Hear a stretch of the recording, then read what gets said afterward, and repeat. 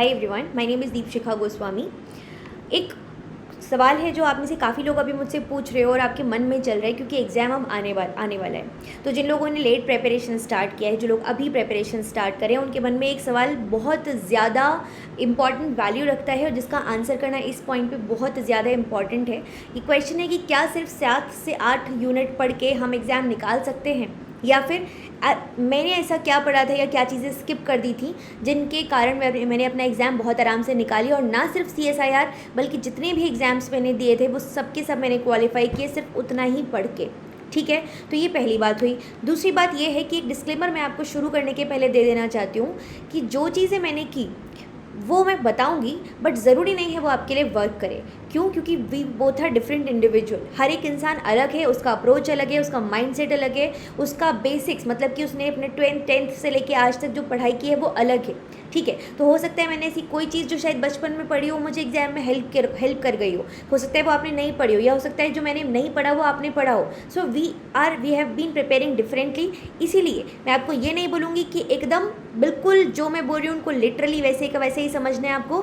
Take it with a pinch of salt and proceed with that. Okay, now let's begin. सबसे पहली बात syllabus के बारे में बात करते हैं। सेक्शन आपका हो गया एक तो बी, एक सेक्शन सी। अब सेक्शन बी और सी को अलग नहीं करेंगे बिकॉज हमें ये पता है कि सेक्शन बी में आपको टोटल अगर मैं बात करूँ तो 50 क्वेश्चंस होते हैं। 50 क्वेश्चंस में से आपको जितने अटैम्प्ट करने होते हैं वो नंबर कितना है, वो है आपका 35। ठीक है, 35 क्वेश्चंस आपको अटैम्प्ट करने हैं। अगर मैं बात करती हूँ सेक्शन सी की, तो यहाँ पे आपको टोटल कितने क्वेश्चंस मिलते हैं, 75, और 75 में से आपको कितना अटैम्प्ट करना होता है, 25। ठीक है, अब अगर 50 में से आपको 35 क्वेश्चंस करने हैं तो क्या मैं ये बोल सकती हूँ कि 15 क्वेश्चंस का आपके पास ऑप्शन है, ऑप्शनल। तो क्यों दिया गया है वो ऑप्शन आपको? इसलिए कि आपको डिफ़िकल्ट लगे इसलिए छोड़ दूँ? नहीं, इसलिए कि जो चीज़ें आपने अच्छे से पढ़ी हैं आप उनके क्वेश्चन करो, उनके क्वेश्चंस डिफ़िकल्ट भी आएंगे तो करो। ठीक है, जो चीज़ें अच्छे से नहीं पढ़ी हैं डेफिनेटली आप उनको छोड़ सकते हो। Similar is the case with section C. ठीक, पहली बात तो ये। ऑफ कोर्स फिर डिफिकल्टी लेवल के बेसिस पे भी आपको ऑप्शन दिए जाते हैं एंड आप चूज़ करते हैं एंड आप सिलेक्शन होते हैं, क्योंकि टोटल आप कोई भी बच्चा नहीं करता। अगर मैं बात करूँ कि आपने हर एक बच्चा 35 क्वेश्चंस कर रहा है, 25 क्वेश्चंस कर रहा है, तो 200 में से 200 मार्क्स किसी के भी नहीं आ रहे होते, वहाँ पर भी आपके पास ऑप्शन होता है। ठीक है, अच्छा अब बात करते हैं कि हमें लेकर कितना मार्क्स आना है। हमें मार्क्स लेकर आना है, कट ऑफ की अगर मैं बात करती हूँ फॉर जनरल कैटेगरी, तो अगर आप 120 प्लस मार्क्स ले आते हो तो ये शॉर्ट हो जाता है कि आपका JRF क्लियर हो जाएगा, जो कि अभी तक देखा गया है। ये सिनेरियो डेफिनेटली चेंज हो सकता है डिपेंडिंग अपॉन द जो पेपर का सिचुएशन है, कितना डिफिकल्ट है, कितना ईजी है, ये सब देखते हुए डेफिनेटली ये सिनेरियो चेंज हो सकता है। ठीक है, अब हम बात कर लेते हैं फटाफट से कि कौन कौन सी यूनिट। सबसे पहले बात करती हूँ मैं यूनिट 1 के बारे में। तो देखो, यूनिट 1 के बारे में अगर मैं बात करती हूँ विच इज़ बायोकेमिस्ट्री। ठीक है, आप में से बहुत लोग इससे डरते हो, है ना? क्यों डरते हो? क्योंकि इसमें जो न्यूमेरिकल वाला पोर्शन है वो डराता है, ये सब चीज़ें डराती हैं। मैं आपसे ये बोलूँगी कि biochemistry you can not skip even if you want to. क्यों? क्योंकि बायोकेमिस्ट्री आपके जो बाकी की यूनिट्स हैं उनमें यूज़ हो रहा है। अगर आप DNA RNA के बारे में नहीं जानते तो आप आगे की चीज़ों के साथ प्रोसीड कैसे करेंगे, आप फंडामेंटल प्रोसेसेस कैसे पढ़ेंगे? अगर आप एंजाइम्स के बारे में नहीं जानते तो जहाँ कहीं पे भी एंजाइम का रोल आ रहा है उनकी बेसिक फंक्शनिंग ये चीज़ें आप कैसे समझेंगे? अगर आप मेटाबॉलिज्म को नहीं जानते तो आप कैसे चीज़ों के साथ प्रोसीड करेंगे? तो ऐसा बहुत कुछ है जहाँ पर बायोकेमिस्ट्री यूज़ होने वाली है, आप इसे स्किप नहीं कर सकते। So this unit you have to do. इसके लिए आप जहाँ से भी पढ़ना चाहो you can do, but then you have to do this, आप स्किप नहीं कर सकते। सेकेंड यूनिट के बारे में बात करते हैं विच इज़ आपका cell biology, cellular organisation. Cell organisation ये बहुत ही ईजी यूनिट है, इसे कोई भी स्किप नहीं करना चाहता, ना ही ज़रूरत है स्किप करने की। मोस्टली थ्योरेटिकल यूनिट है। ठीक है, इसको आप बड़े आराम से पढ़ सकते हैं, इसको कंप्लीट आपको करना है। थर्ड यूनिट के बारे में बात करते हैं फंडामेंटल प्रोसेसेस, जहाँ पे आपका रेप्लिकेशन, ट्रांसक्रिप्शन, ट्रांसलेशन, इस यूनिट में से आप एक भी चीज़ स्किप नहीं कर सकते, ये आपको करना ही करना है। फोर्थ आ जाता है आपका cell signalling, again very important unit, और पूरा का पूरा करना है। अब सेल सिग्नलिंग का एक सब पार्ट होता है, कौन? इम्यूनोलॉजी। ठीक है, इम्यूनोलॉजी में क्या होता है कि ये एक बहुत बड़ा सिलेबस है इम्यूनोलॉजी का, बहुत कुछ है उसमें, बहुत सारी डिटेलिंग्स हैं, बहुत सारी चीज़ें हैं। ठीक है, लेकिन अगर मैं बात करूँगी आपसे कि यहाँ पे कितने मार्क्स का पेपर आ रहा है, तो यहाँ पे आ जाता है आपका पेपर, जस्ट अ सेकेंड, जी, तो अगर मैं इम्यूनोलॉजी में बात करती हूँ तो पेपर का मतलब जो पेपर में जितने क्वेश्चंस आ रहे हैं इम्यूनोलॉजी से वो नंबर काफ़ी कम है as compare to the syllabus. ठीक है, तो जो रिटर्न ऑन इन्वेस्टमेंट होता है ना, ROI, वो काफ़ी ज़्यादा कम है। ठीक है, रिटर्न आपको काफ़ी ज़्यादा कम मिल रहा है। इन्वेस्टमेंट टाइम का दे रहे हो आप, रिटर्न आपको मार्क्स के फॉर्मेट में मिल रहा है। ठीक, तो इसीलिए भी सजेस्ट मैं हमेशा आप लोगों को क्लासेस में भी बोलती हूँ कि इम्यूनोलॉजी आप क्या कर सकते हैं, स्किप कर सकते हैं। लेकिन मैं कभी भी ये नहीं बोलती कि इम्यूनो में से कुछ मत पढ़ के जाओ। मैं आपको हमेशा बोलती हूँ कि इम्यूनोलॉजी को आपको पार्शियल तरीके से करना है, पार्शली। ठीक है, इम्यूनोलॉजी पढ़नी है मतलब कि आपको MHC, आपको इम्यूनोग्लोबुलेंस, ठीक है, उनके टाइप्स, उनके जो स्ट्रक्चर है, फंक्शन है, ये सब चीज़ें। इसके बाद में आपने जो पैसिव एक्टिव इम्यूनिटी हो गई, ठीक है, TCR BCR हो गया, MHC के टाइप्स हो गए, कॉम्प्लीमेंट फिक्सेशन पाथवे हो गया। ठीक है, इस तरीके की कुछ चीज़ें जो कि बहुत ज़्यादा इंपॉर्टेंट है। यहाँ पे कुछ और चीज़ें भी आएंगी जिनके नाम मैं अभी भूल रही हूँ, बट कुछ और चीज़ें जो बहुत ज़्यादा इंपॉर्टेंट है, जहाँ से हर बार आपको क्वेश्चन मिल रहा है। वैक्सीन्स हो गए, ठीक है, वो आप पढ़ लो, एटलीस्ट वो पढ़ लो और उनमें से बन जाएगा सवाल। अगर आएगा तो मेनली उन जगह से क्वेश्चंस आते हैं और आपसे बन जाते हैं। सब कुछ पढ़ने के लिए मैं आपको नहीं बोलूँगी बिकॉज ये बहुत ज़्यादा फीजिबल या इजी ऑप्शन नहीं होता है। ठीक है, नेक्स्ट यूनिट की तरफ चलते हैं, that is developmental biology. Again developmental biology मैं आपके ऊपर छोड़ूंगी।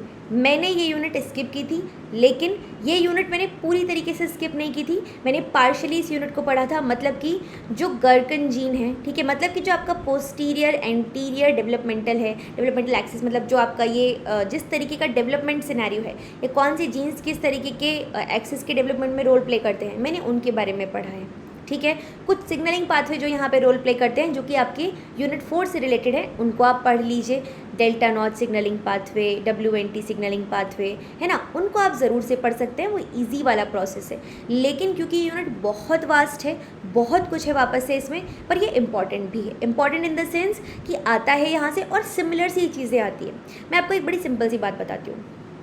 देखो, इस क्वेश्चन का आंसर मैं सबसे लास्ट में दूंगी कि क्या 6 से 7 यूनिट में हो जाएगा, पर अभी के लिए मैं आपको ये बताती हूँ कि यूनिट्स लगभग सभी यूनिट से सेम तरीके का, सेम मार्क्स का पेपर हमें आ रहा है एग्जाम में क्वेश्चन। ठीक है, अब अगर तो हम किसी भी एक यूनिट को बोल रहे हैं कि भैया यहाँ मतलब कौन सी यूनिट करना है, अब कौन सी यूनिट छोड़ना है, कैसे डिसाइड करें। अगर से सबसे सेम मार्क्स का आ रहा है तो हम इस बेसिस पे ये काम कर सकते हैं कि जिस यूनिट से रिपीटेटिव चीज़ें आ रही हैं, मतलब हर बार नया नहीं मिल रहा कुछ, उसको हम पढ़ लेंगे, और जिस यूनिट से हर बार कुछ नया मिल रहा है हम उसको छोड़ सकते हैं।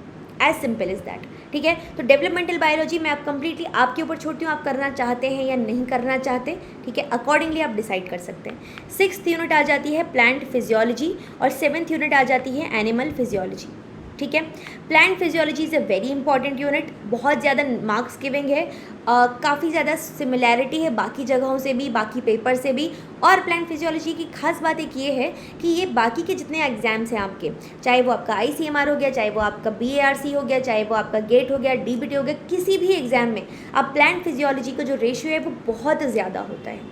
तो प्लांट फिजियोलॉजी को इसलिए मैं सजेस्ट नहीं करूँगी कि आप स्किप करो, बिकॉज ये एक बहुत इंपॉर्टेंट यूनिट है, इसका रेशियो बहुत ज़्यादा होता है। बाकी अप टू यू, अगर आप एनिमल बैकग्राउंड से हो, जूलॉजी बैकग्राउंड से हो, आप एनिमल फिजियोलॉजी करके चले जाओ प्लांट फिजियोलॉजी की जगह।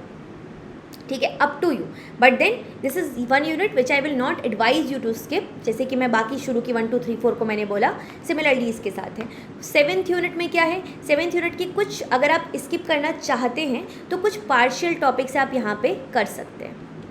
ठीक है, पार्शियली कुछ टॉपिक्स को आप यहाँ से पढ़ सकते हैं, जैसे कि एक्सक्रीटरी सिस्टम हो गया, जैसे कि नर्वस सिस्टम हो गया, ठीक है, जैसे कि आपका कार्डियोवेस्कुलर में ECG हो गया, है ना, सेंसरी चीज़ें हो गई। ऐसे इस तरीके से कुछ चीज़ें आप यहाँ पे पढ़ सकते हैं जहाँ से फ्रीक्वेंटली क्वेश्चंस आपके आ जाते हैं। ठीक है, ऑल्सो इसके लिए आप क्या करेंगे, इसके लिए आप प्रीवियस ईयर क्वेश्चंस देख लीजिए। ठीक है, 8th यूनिट की तरफ चलते हैं विच इज़ जेनेटिक्स। जेनेटिक्स आपको बिल्कुल भी स्किप नहीं करनी है, तो जो आपको बिल्कुल स्किप नहीं करनी है उन पे मैं एक डिफरेंट मार्क लगा देती हूँ, टिक मार्क, जो आप बिल्कुल भी स्किप नहीं कर सकते, और जहाँ पे स्किप करने का ऑप्शन है वहाँ पे स्टार मार्क। ठीक है, ओके, 9th यूनिट के बारे में बात करते हैं विच इज़ आपका जो सिस्टमैटिक्स हो गया, या फिर मैं बोल सकती हूँ कि डाइवर्सिटी हो गया, है ना, ये वाला यूनिट आ जाता है डाइवर्सिटी। यहाँ क्या होता है, जैसे कि कुछ टॉपिक्स हो गए, लार्वल फॉर्म्स हो गए, ठीक है, या फिर कुछ क्लासिफिकेशन वाला पार्ट हो गया, तो वो तो बड़ा सेम सा है, मतलब कि आपका जो चल रहा है वैसा का वैसा ही आ रहा है। लेकिन ऐसा बहुत कुछ है जो हर बार नया आ जा रहा है, ठीक है। तो इसमें हम क्या करेंगे, इसमें आप इसको चाहो तो स्किप कर सकते हो, ठीक है। लेकिन ये ध्यान रखना, अगर मैं आपसे ये बोल रही हूँ कि आप इसको स्किप कर सकते हो, तो जो आप करके जा रहे हो वो आपके टिप्स पे होना चाहिए। और टिप्स पे होने का मतलब क्या होता है, आपने यूनिट पढ़ा है, उसको कम से कम 3 से 4 बार रिवाइज़ किया है, प्लस उसके 5 साल के प्रीवियस ईयर क्वेश्चंस लगाए हैं। ये आपने काम किया है, तब आपका कोई यूनिट टिप पे होगा, ठीक है, तब आप इनको छोड़ सकते हो। 10th पॉइंट के बारे में बात करते हैं, विच इज़ इकोलॉजी। इसको आप मत छोड़ के जाइए, ये इंपॉर्टेंट यूनिट है काफ़ी ज़्यादा। फिर आता है इवोल्यूशन, अगेन ये एक इम्पॉर्टेंट यूनिट है, इसको स्किप मत कीजिए।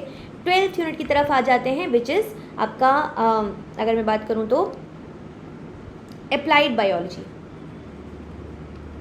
अप्लाइड बायोलॉजी, अगर मैं अप्लाइड बायोलॉजी के बारे में बात करती हूँ तो यहाँ पे कुछ एक स्पेसिफिक टॉपिक्स हैं जो कि हर बार पूछे जा रहे हैं, ठीक है। जैसे कि अगर मैं बात करूँ तो फॉर एग्जांपल किस प्लांट से किस प्रकार की जो चीज़ें मिलती हैं वो हो गया, या फिर एग्रोबैक्टीरियम मीडिएटेड जीन ट्रांसफ़र, ये तो हर बार ही आपसे पूछा जाता है, ठीक है, इनको आप नहीं छोड़ सकते। तो इस यूनिट को आप इस तरीके से स्टार मार्क कर देती हूँ मैं। 13th यूनिट आ जाती है आपकी methods in biology. Methods in biology आप इस यूनिट को करेंगे, लेकिन अगेन इस यूनिट को आप पार्शियल फॉर्मेट में करेंगे। पार्शियल का मतलब क्या होता है, पार्शियल ऐसा, इस यूनिट में बहुत कुछ है जिसको कि आप छोड़ सकते हैं, ठीक है। तो अगर मैं बात करूँ आपसे मेथड्स इन बायोलॉजी की, जस्ट गिव मी 1 सेकेंड।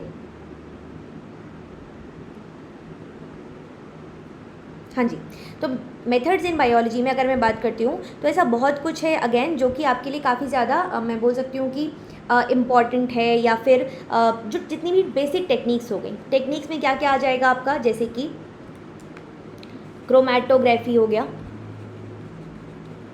ठीक है, जैसे कि आपका इलेक्ट्रोफोरेसिस हो गया, ठीक है, जैसे कि आपका हो गया, अगर मैं बात कर देती हूँ तो जो मॉलिक्यूलर बायोलॉजी या फिर रिकॉम्बिनेंट डीएनए टेक्नोलॉजी हो गया, ठीक है। इसके अलावा हिस्टोकेमिकल इम्यूनो टेक्निक्स जो हो गया, इसके अलावा जो आपके बायोफिज़िकल मेथड्स हैं, ठीक है, स्टैटिस्टिकल मेथड्स हैं, रेडियो लेबलिंग है, इसको आप कहीं ना कहीं अगर चाहो तो थोड़ा बहुत छोड़ सकते हो, स्टैटिस्टिकल को छोड़ सकते हो, और बायोफिज़िकल को पार्शियल मैनर में छोड़ सकते हो, मतलब एक्सरे, यूवी, एनएमआर वगैरह को आपको पढ़ना पड़ेगा, ठीक है। स्टैटिस्टिक्स को आप छोड़ सकते हो एक हद तक। रेडियो लेबलिंग में आपको पता होनी चाहिए चीज़ें, but not in a very detailed format. Electrophysiological में भी आप कुछ चीज़ें पढ़ सकते हो, कुछ नहीं, जैसे कि अब एफएमआरआई हो गया, पेट एमआरआई पढ़ो, लेकिन अगर आपको लग रहा है डिफ़िकल्ट तो इन चीज़ों को कुछ चीज़ों को स्किप कर सकते हो, ठीक है। तो पार्शियल फॉर्मेट में आपको ये पढ़ना है। अच्छा, एक और इम्पॉर्टेंट बात, मेथड्स इन बायोलॉजी में आपको वो टेक्निक्स सबसे ज़्यादा इंपॉर्टेंट या डिटेलिंग के साथ में पढ़नी है जिनका कहीं ना कहीं रिलेशन जो है वो आपकी जो बेसिक यूनिट्स है 1, 2, 3, 4 इन सब के साथ में है, या फिर 6, ठीक है। इनके साथ में अगर कहीं ना कहीं आपकी टेक्निक्स का यूज़ हो रहा है, क्रोमैटोग्राफिक टेक्निक, इलेक्ट्रोफोरेसिस, माइक्रोस्कोपी हो गया, ठीक है, ये सब आपको पढ़ना होगा, ये सब आपको पढ़ना होगा, यहाँ से क्वेश्चंस बनते हैं, ठीक है। तो अगर मैं बात करूँ, मैंने आपको कितनी इंपॉर्टेंट यूनिट बताई, 1, 2, 3, 4, 6, 8, 10, 11, 13, ठीक है, मतलब कि 4, 5, 6, 7, 8, 9, टोटल मैंने आपको 9 यूनिट्स बताई हैं जो कि आपको एकदम डिटेल में करनी है, और 4 यूनिट को मैंने आपको बोला है कि आप पार्शियल लेवल पे कर सकते हो या स्किप कर सकते हो, ठीक है। अब अगर इनमें से मैं आपसे बोलूँ, अब आपने मुझसे पूछा कि 7 to 8 यूनिट, ठीक है, इसके लिए भी मैं आपको आंसर देती हूँ। देखिए, 2 ऑप्शन है आपके पास में कि आप 10 यूनिट्स करिए, ठीक है, 3 को पूरी तरीके से कंप्लीटली स्किप कर दीजिए, ठीक है, जो कि मैंने नहीं किया था, ओके। या फिर आप क्या कर सकते हैं, आप ये 8 यूनिट टाइप्स कर सकते हैं, 8 to 9 बोल रही हूँ मैं, ठीक है, और बाकी की या 8 यूनिट कर लीजिए, और बाकी की जो यूनिट्स हैं, मतलब कि बाकी की जो 5 यूनिट्स हैं, उनको आप कैसे करेंगे, उनको आप पार्शियली करेंगे, ठीक। और उसमें से भी एक यूनिट को तो मैं आपको कम्प्लीटली बोल रही हूँ कि मतलब जो आपके डाइवर्सिटी वाली यूनिट है उसमें तो सिर्फ आप लार्वल फॉर्म्स या ये सब चीज़ें हैं, या फिर थोड़ा बहुत देखो प्रीवियस ईयर क्वेश्चंस बस देख लो, ठीक है, बाकी आप छोड़ सकते हो। तो कोशिश आपको क्या करनी है, अब आपको अपना प्रायोरिटी ऑर्डर कैसे रखना है कि जो मैंने आपको 1 से लेके जितने टोटल जो आपको 8 यूनिट्स बताई हैं, है ना, सबसे इम्पॉर्टेंट पहले आपको उनको कंप्लीट करना है, ठीक है, सबसे पहले आपको उनको कंप्लीट करना है। इसके अलावा जो बाकी की 5 यूनिट हैं उनको आपको सबसे पहले क्या करना है, उनके आपको प्रीवियस ईयर क्वेश्चंस लगाने हैं, ठीक है, 8 यूनिट्स प्लस आपको प्रीवियस ईयर क्वेश्चंस, ठीक है, फिर 5 यूनिट उनके previous year questions, of course साथ में रिवीजन भी चलेगा, या जैसे भी आप रिवीजन करना चाहते हैं उस तरीके से कीजिए। और इसके बाद में आप इस जो 5 यूनिट है इनके जो पार्शियल टॉपिक्स हैं इनको कंप्लीट कीजिए। This should be your approach. और ये अप्रोच अगर आप लगा के चलोगे तो अब से लेके चलते हैं, अगर हम सितंबर ऑलमोस्ट ख़त्म हो गया, अक्टूबर नवंबर, ठीक है, दिसंबर हम मान के चल रहे हैं कि दिसंबर में कहीं आपका एग्ज़ाम होगा, अगर मान लीजिए अभी के लिए तो आपके पास में आराम से समय है, आप आराम से कर पाओगे इसको। So this is the approach which you should be following, ठीक है। और इसमें से अब आप चूज़ करो आपको क्या, आपके लिए क्या बेटर है। ये मैंने किया था, but I am again saying कि डिस्क्लेमर दिया था मैंने आपको कि जो आपको सूट करे आप उसको फॉलो करना, ठीक है। बाकी किसी भी अगर आपको कोई भी डाउट है मुझे कॉमेंट सेक्शन में पूछो, टेलीग्राम आप लोग ज्वाइन कर लो ज़रूर से, ठीक है। बाकी अगर आपको अच्छी लगती है वीडियो तो सब्सक्राइब करो चैनल को, लाइक करो वीडियो को और शेयर करो अपने दोस्तों के साथ में। Take care everyone, will see you in the next video, bye.